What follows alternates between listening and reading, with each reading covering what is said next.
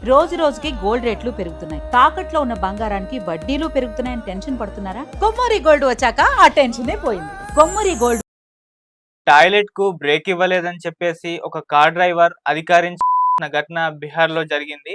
ఇప్పుడు ఇదందరినీ కూడా షాక్ కి గురి చేస్తుంది. అంటే టాయిలెట్ కు బ్రేక్ ఇవ్వకపోతే ఈ రకంగా అని చర్చించుకోవడం మొదలు పెట్టేశారు. అయితే దీని వెనకాల పొలిటికల్ యాంగిల్ ఉంది అని కూడా అధికారి వైఫ్ అయితే ఆరోపిస్తున్నారు. అసలు ఏం జరిగింది?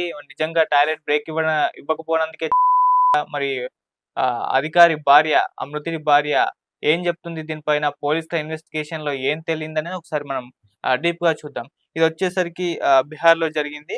ఆహ్, బీహార్‌లోని Sasaram municipal council executive officer EO అతని పేరు విమల్ కుమార్. ఇతను పాట్నాకెళ్దామని జెప్పేసి బయలుదేరాడు. అయితే అతని కార్ డ్రైవర్ మధ్యలో టాయిలెట్ వస్తుంది సార్ పోవాలి అని జెప్పేసి చెప్పాడు. అయితే అతను ఒప్పుకోలేదని జెప్పేసి తెలుస్తుంది. సో, అప్పుడు వాళ్ళ మధ్య వాగ్వివాదం జరిగిందని జెప్పేసి వాగ్వివాదం కాస్త ఇంకా తీవ్రతరం అయిపోయింది. సో, ఆ డ్రైవరు కంట్రోల్ తప్పి ఆ కార్‌లోనే ఒక ఇనుప రాడ్ ఉంటే తీసుకొని కొట్టి అయితే జరిగింది. సో, తర్వాత పోలీసులకు దొరికిపోయాడు. అయితే పోలీసుల ముందట ఏం జెప్పాడంటే ఆహ్, అతన్ని ఎవరో దుండగులొచ్చి కొట్టిపోయారు. నాకు సంబంధం లేదని చెప్పేసి అలా చెప్పేసి ఒక స్టోరీ అల్లి తను ఎస్కేప్ అయ్యే ప్రయత్నం అయితే చేశాడు. అయితే ఇతను ఓహ్, మాటల్లో గావచ్చు, అతని ఆహ్, వ్యవహార శైలిలో గావచ్చు కాస్త పోలీసులు తేడాలు గమనించారు. ఎందుకంటే కార్ డ్రైవరు ప్లస్ అధికారి ఇద్దరే ఉన్నారు.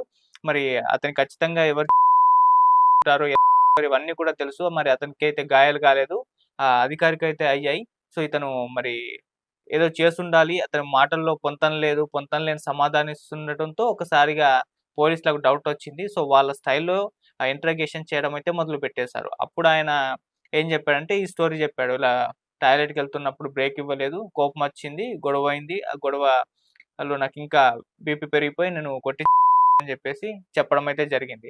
సో, అంటే పని ఒత్తిడి, తరచూ ఇట్లాంటి గొడవలు జరగడంతో చిరాకులొచ్చేసి ఈ రకంగా చేశానని జెప్పేసి కూడా ఆయన ఒప్పుకోవడం అయితే జరిగింది. అలా పోలీసుల దగ్గరైతే ఇటువంటి వాంగ్మూలం అయితే కన్ఫెషన్ అయితే అవ్వడం అయితే జరిగింది. అయితే దీనిపైన మృతుడి భార్య బబిత ఇంకో కొత్త వెర్షన్ జెప్పింది. సో, నా భర్త వేరే కారణాలున్నాయి. దెహ్రీ ఎమ్మెల్యే రాజీవ్ రంజన్ సింగ్ ఇతన్నే సోనూ సింగ్ అని పిలుస్తారు.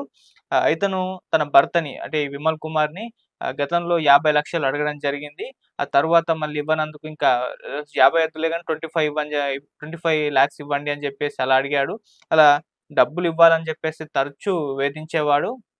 సో, డబ్బులు ఇవ్వనందుకే ఇలా నా భర్తను డ్రైవర్‌తో చేశాడు అని చెప్పేసి ఆమె ఆరోపణలైతే చేస్తుంది. ఆహ్, దీనిపైన అటు ఆ సోనూ సింగ్ ఆ ఎమ్మెల్యే సోనూ సింగ్ కూడా రెస్పాండ్ అయ్యారు. నాకు ఈ హత్యకు ఎటువంటి సంబంధం లేదు. నాకు విమల్ కుమార్‌తో ఎటువంటి వివాదాలు లేవు. అసలు ఇది నేను చేయనే చేయలేదు. నాకు సంబంధం లేదు. ఇది నా మీద పొలిటికల్‌గా ప్రతిపక్షాలు చేయిస్తున్న ఆరోపణలు. నా రాజకీయ దెబ్బతీయడానికి ఇటువంటి ఆరోపణలు చేయిస్తున్నారని జెప్పేసి అతనైతే చెప్పుకొచ్చాడు. సో, ఏదేమైనా ఇప్పుడు పోలీసుల ఇన్వెస్టిగేషన్ అయితే నడుస్తుంది.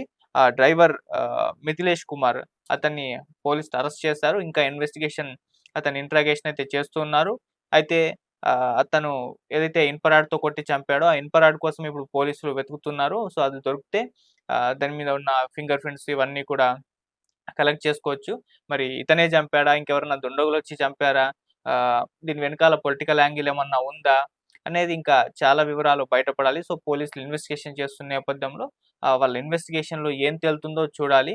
సో, మరి ఏదేమైనా ఇలా టాయిలెట్ బ్రేక్ ఇవ్వలేదని చంపేసాను నేను అని ఆ డ్రైవర్ చెప్పడం అయితే అందరిని కూడా షాక్‌కి గురిచేసింది. సో, ఇలా డ్రైవర్ తనకు టాయిలెట్ బ్రేక్ ఇవ్వకపోతే ఈ రకంగా చేస్తారా?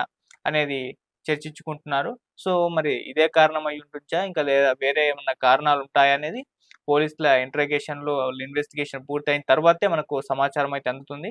సో, చూద్దాం మరి ఏం తేలుతుందో ఈ ఈవో విమల్ కుమార్ మృతికి సంబంధించి ఎటువంటి విషయాలు తేలుతాయో వెయిట్ చేసి చూద్దాం. Thank you so much.